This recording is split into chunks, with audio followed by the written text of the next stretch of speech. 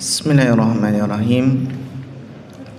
Assalamualaikum warahmatullahi wabarakatuh.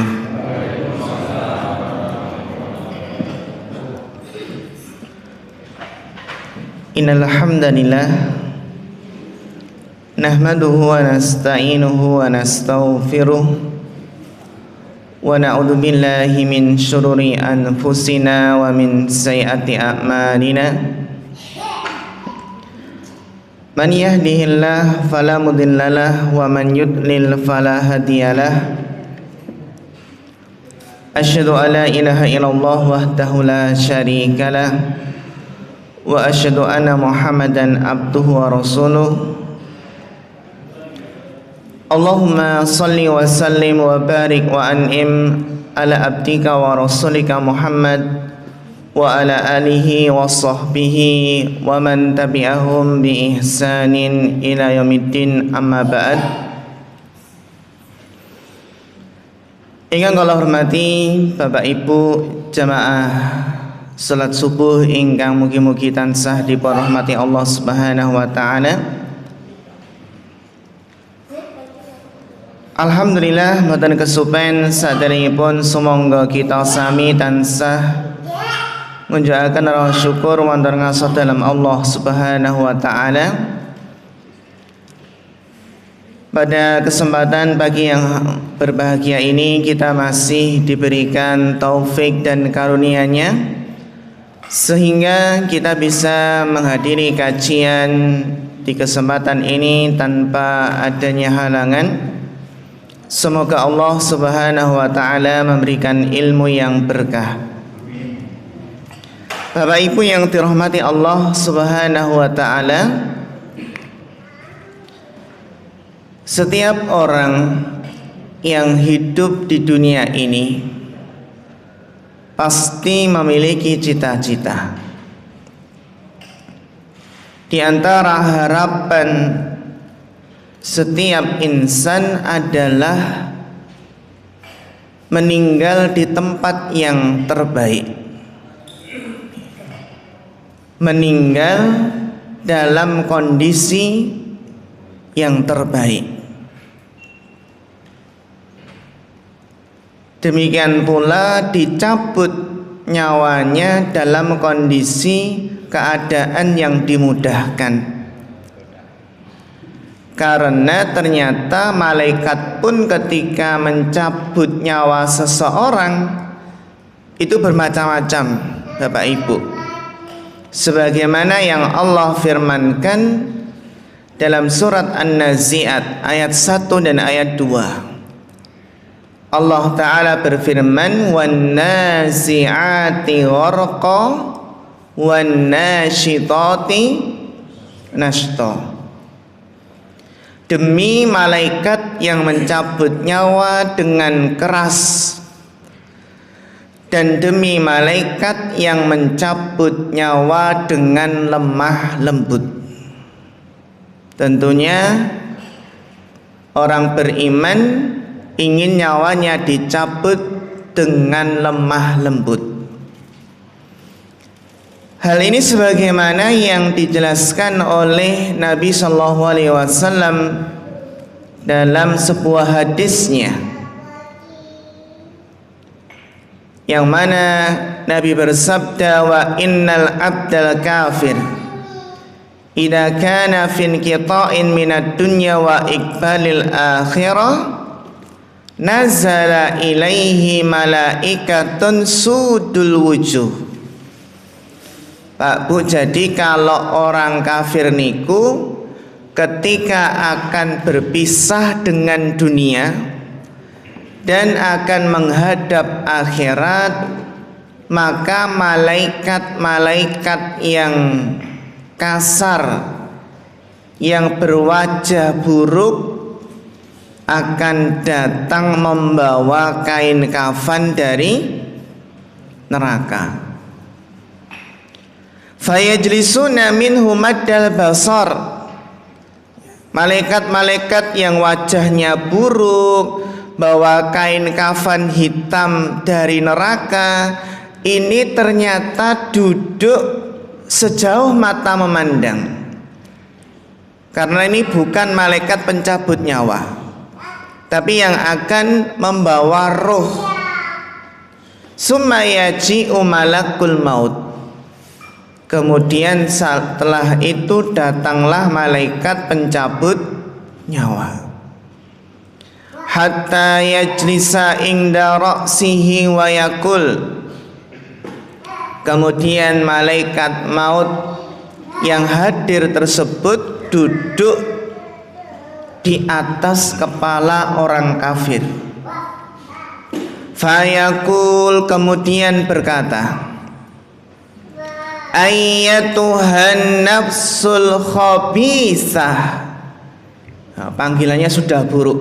Wahai jiwa yang buruk, wahai jiwa yang keji, ukhruji ila sakhatin minallahi wa ghadab. Wahai jiwa yang buruk, keluarlah menuju kemurkaan dan kemarahan Allah. Kemudian akhirnya apa? Rohnya itu dicabut seperti apa? Seperti duri ya, dari besi yang dicabut dari buluwal yang basah.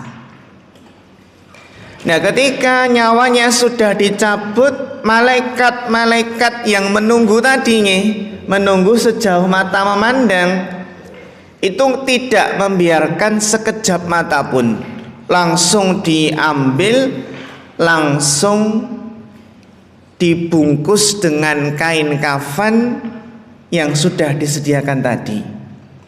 Jadi ketika malaikat pencabut nyawa itu mencabut nyawa orang kafir tersebut, langsung apa Pak? Yang malaikat menunggu tadi langsung menghampiri, langsung diambil rohnya.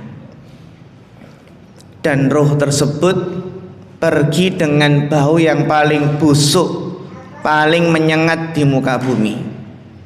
Ini hadis riwayat Ahmad.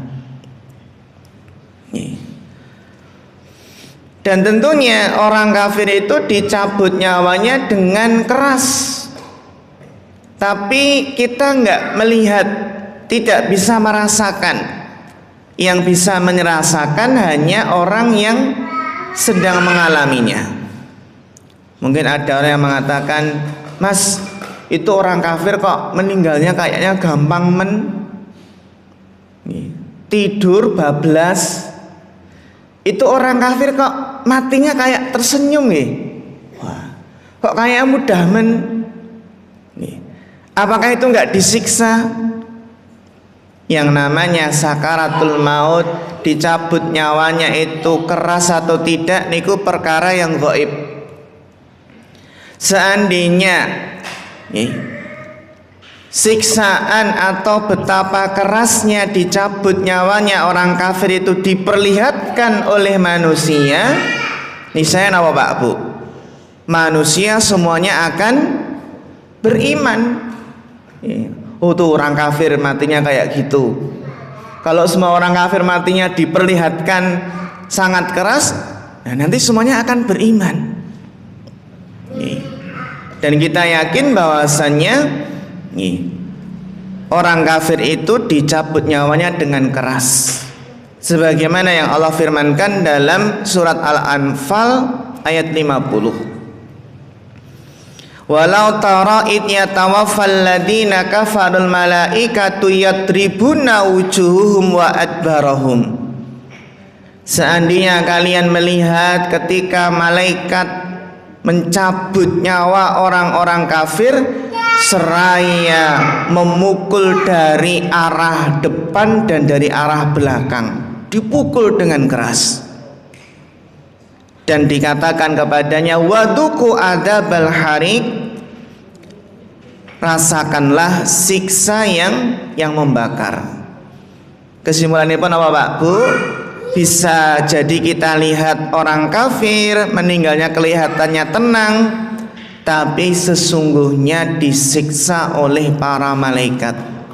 Karena ini apa? Perkara yang gaib. Terus bagaimana dicabut nyawanya orang yang beriman itu. Orang beriman dicabut nyawanya dengan penuh lemah lembut. Seperti apa Pak? Seperti air yang keluar dari ceretnya. Ini kita nek menawi napa? Ngiling nika nggih, ceret nika nggih. Nika kan napa? Mengalir dengan mudahnya. Memang pernah ada larangan nih. Dalam hadis ada larangan minum dari ceret langsung. Karena dulu ada sebabnya Pak. Ada orang minum ceret langsung di zaman Nabi, ternyata ada hewan berbisanya. Nah, berarti kalau ceretnya apa Pak? Transparan dan apa? Untuk memastikan apakah di dalamnya itu aman tidak. Jangan-jangan nanti ada kelabangnya, ada kalajengkingnya, ada ularnya. Kata Nabi, innal abdal mu'mina idza kana fin qita'in minad dunya wa iqbalil akhirah. Benten Pak Bu nek tiyang kang beriman iku nggih, mangke kalau akan meninggalkan dunia dan akan menghadap akhirat, nanti akan didatangi malaikat yang turun dari langit dengan wajah yang putih sekali. Wajahnya indah. Dan wajahnya itu bersinar seperti sinar matahari. Para malaikat tersebut membawa kain kafan dari mana? Dari surga. Bahkan ditambah wangi-wangian Pak. Sama, para malaikat tadi pun duduk sejauh mata memandang. Baru setelah itu datanglah malaikat pencabut nyawa. Nah, ketika orang beriman maka panggilannya beda. Kalau orang beriman, malaikat maut memanggil ketika duduk di dekat kepalanya, memanggilnya Tuhan nafsu thayyibah, wahai jiwa yang baik, wahai jiwa yang tenang, ukhruji ila magfiratin minallahi wa ridwan, keluarlah menuju ampunan Allah dan keridhoannya. Maka keluarlah nyawa tersebut seperti nawa, seperti air yang keluar dari kantong kulit. Kalau dulu zaman Nabi dereng enten ceret nggih. Entenipun kulit nih Pak. Kulit ditali akhirnya jadi tempat wadah minuman. Nih. Jika nyawanya sudah diambil malaikat maut, malaikat-malaikat yang nunggu tadi Pak, wajahnya putih, tidak membiarkan sekejap mata pun, langsung apa Pak? Langsung diambil, terus diletakkan di kain kafan yang ada wangi-wangian dari surga tersebut, sehingga jenazah tersebut wanginya semerbak minyak kasturi yang paling wangi di muka bumi. Inilah kondisi yang sangat berbeda. Bapak Ibu yang dirahmati Allah Subhanahu wa taala. Nah, setelah itu maka apa? Maka ketika ruh sudah dicabut, maka nanti akan masuk ke alam barzah, alam kubur. Meskipun nggak dikubur, tetap masuk apa? Alam kubur. Ada ibu-ibu dimakan harimau. Ketika subuh-subuh mandi dimakan harimau. Ada ibu-ibu habis subuh cari karet, dimakan apa? Ular piton. Nah, ada ular piton Pak, ternyata perutnya besar. Warga curiga, jangan-jangan dimakan apa? Ular piton. Di bedah perutnya ternyata ada manusia. Meskipun hancur dimakan harimau, dimakan buaya, itu pasti napa akan masuk ke alam kubur. Meskipun dibakar, abunya dilarung di mana? Di laut, itu tetap masuk alam kubur. Bahkan meskipun jenazahnya disimpan di rumah, Pak. Nih, karena ada sebagian suku nih, suku Toraja, nih, jenazah itu disimpan di rumah atau diletakkan di bawah pohon, ditaruh di gua, di bukit, itu pun akan masuk apa? Alam kubur. Nah, ketika nanti masuk alam kubur, langsung ketika sudah selesai dikubur akan didatangi oleh napa Pak? Malaikat Munkar Nakir. Idza kubiral mayyit, apabila mayat sudah dikuburkan, maka akan didatangi dua malaikat aswadani arzaqani, yang mana kedua malaikat tersebut yang kita kenal dengan malaikat Munkar Nakir itu adalah malaikat yang warnanya apa? Warnanya apa, Pak? Napa Pak, Bu? Warna malaikat Munkar Nakir napa? Belum pernah ketemu nggih? Dalam hadis disebutkan aswadani arzaqani. Malaikat Munkar Nakir itu warnanya hitam dan biru. Dan sesuatu yang warnanya hitam biru itu bisa sangat apa? Menyeramkan. Sehingga ketika didatangi malaikat Munkar Nakir itu butuh keteguhan untuk menjawab apa? Pertanyaan. Karena malaikat yang menyeramkan. Warnanya apa? Hitam dan biru. Aswadani azraqani. Nah, ketika itulah akan ditanya oleh malaikat, yang bisa menjawab maka akan diluaskan kuburnya. Namun apabila ditanya malah menjawab ha la adri, itu jawaban orang kafir. Ketika ditanya man rabbuka, ha la adri, saya tidak tahu. Nih. Maka akan dipukul oleh malaikat. Yang semuanya apa? Semuanya akan mendengar kecuali golongan jin dan manusia. Setelah itu Bapak Ibu yang dirahmati Allah Subhanahu wa taala, maka yang bisa menjawab akan Allah berikan nikmat kubur, yang tidak bisa menjawab akan disiksa di kuburnya. Sekarang ini Pak, nih, Fir'aun dan bala tentaranya sedang disiksa di alam kubur. Nih. Karena setiap pagi dan petangnya itu diperlihatkan neraka. Anna yuraduna 'alaiha huduwan wa asyiyah. Maka setiap pagi dan petangnya itu neraka diperlihatkan kepada Fir'aun.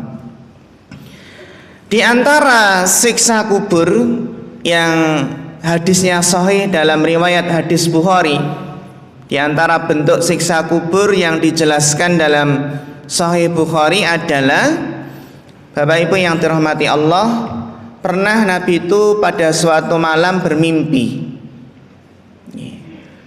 bermimpi menjelaskan siksaan seseorang di alam kubur.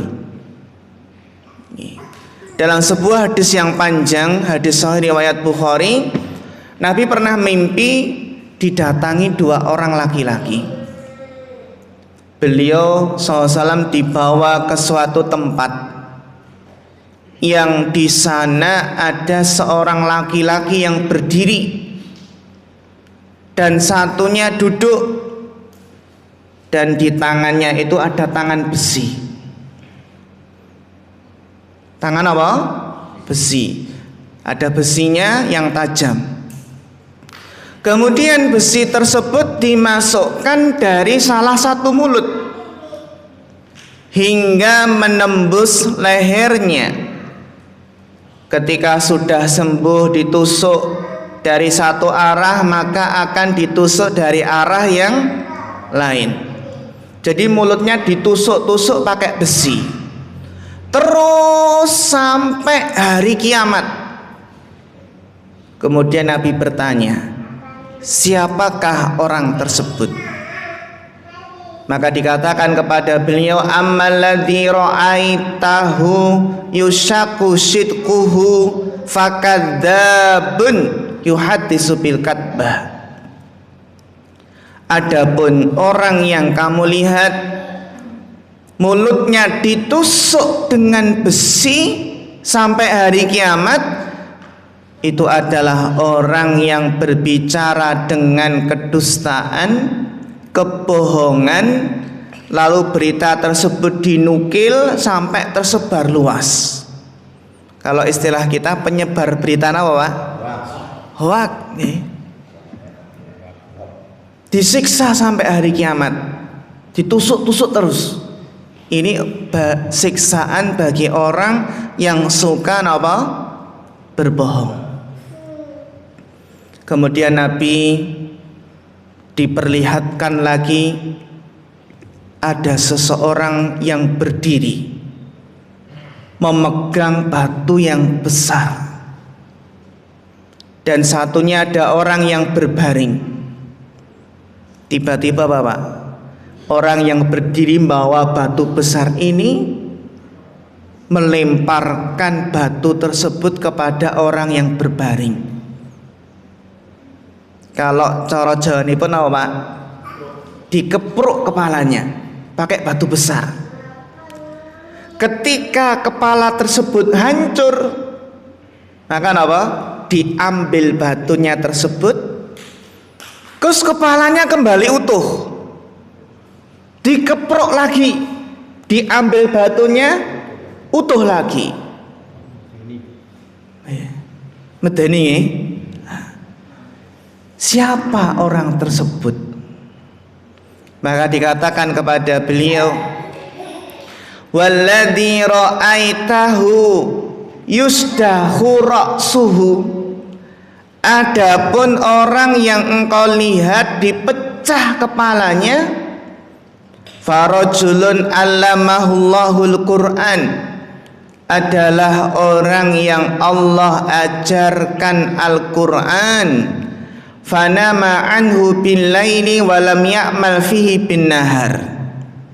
Yang dipecah kepalanya adalah orang yang Allah ajarkan Al-Qur'an, namun dia tidur di malam hari, tidak bangun sholat malam, dan di siang harinya tidak mengamalkan Al-Qur'an. Iki balasan apa? Kagem sampun dipun ajari Al-Qur'an tapi tidak mau mengamalkan isi Al-Qur'an. Yuf'alu bihi ila yaumil qiyamah, akan dipecah kepalanya sampai apa, Pak? Hari kiamat. Apakah sudah selesai? Ternyata Nabi masih diperlihatkan. Aneh. Ada seorang laki-laki dan perempuan telanjang dan dibakar, digodok dalam sebuah tungku. Tungkunya itu besar sekali, Pak. Bentuknya kerucut. Jadi bagian bawah itu sempit, terus bagian atas ini apa? Agak lebar. Kan berarti kayak kerucut nih. Nggih, kayak kukusan niku nggih. Ketika digodok, dibakar, itu menyebabkan tubuhnya itu ketika sudah umub, maka apa, Pak? Mengapung. Ketika sudah mengapung di atas, maka api sementara dihentikan sehingga tubuhnya kembali ke bawah tungku. Ketika sudah kembali ke bawah, dinyalakan lagi, kemudian mengapung lagi. Kira-kira siapa ini Pak? Balasan siksa kubur bagi siapa? Walladzi ra'aitahu fis saqfi fahumuz zunah. Adapun orang yang engkau lihat disiksa dalam tungku, digodok sampai napa umup, itu mereka adalah para pezina. Jadi orang yang zina itu nanti akan disiksa dalam kondisi telanjang, dibakar dalam tungku api terus sampai hari kiamat. Apakah sudah selesai Bapak Ibu? Ternyata Nabi masih diperlihatkan. Ini lebih menyeramkan lagi Bapak Ibu. Nabi diperlihatkan ada orang yang berada di tengah-tengah sungai. Sungai napa? Senes Bengawan Sololeh. Sungai darah. Bayangkan nek Bengawan Solo niku isinipun getes danten Pak. Bapak Ibu nek menawi enten kecelakaan di jalan raya, terus ada bekas darahnya, miris mboten? Napa malih enten bekas naudzubillah otaknya. Karena diderui ngoten nggih, terus ditutupi koran. Ini ada orang berada di tengah-tengah sungai darah. Kalau orang berada di tengah tepi di sungai darah pasti kan pengen minggir Pak. Ternyata di sungai darah tersebut, di tepi-tepi sungai ada orang yang sudah bawa batu, yang siap melempari orang tersebut. Akhirnya ketika orang tersebut hendak pengen keluar, pengen menepi Pak, dilempari batu ke arah mulutnya. Ajeng menepi ngoten melempari batu. Akhirnya pun kembali ke tengah-tengah lagi, lempari lagi, sehingga kembali ke tempat semula. Hal itu terus sampai hari kiamat. Di tengah-tengah menepi, lempari batu malih mulutnya, terus menepi lagi, lempari batu malih. Siapakah orang tersebut? Walladzi ra'aitahu fin nahri akilur riba. Orang yang engkau lihat berada di sungai darah, terus mulutnya dilempari batu, mereka adalah para pemakan riba. Akan berada di sungai darah dan akan dilempari batunya karena makan hasil riba. Hadis sahih riwayat Bukhari. Nggih saged dipun cek nih hadisipun sahih riwayat Bukhari nomor 1386. Itulah Bapak Ibu nih gambaran dari sebagian siksa kubur yang kalau disiksa niku nggih sampai hari kiamat disiksa terus. Intinya kalau seseorang itu susah di alam kuburnya, nanti ketika dibangkitkan akan lebih susah lagi. Pertanda dia akan susah lagi. Sebaliknya apabila seseorang itu mendapatkan nikmat kubur, maka pertanda ketika dibangkitkan akan mendapatkan kemudahan-kemudahan, akan mendapatkan kenikmatan. Sehingga Bapak Ibu, demikianlah yang kita sampaikan ya, sedikit mengingat tentang beberapa kondisi perjalanan kita nanti setelah kematian. Ternyata berbagai macam siksaan kubur itu sesuai dengan jenis dosa yang sering dilakukan. Semoga Allah Subhanahu wa taala melindungi kita semua dari siksa-siksa kubur, dan semoga Allah memberikan nikmat kubur kepada kita semua. Amin ya rabbal alamin. Makaten mugi-mugi bermanfaat. Wonten kirang luwihipun nyuwun pangapunten. Fa akhirul kalam, wassalamualaikum warahmatullahi wabarakatuh.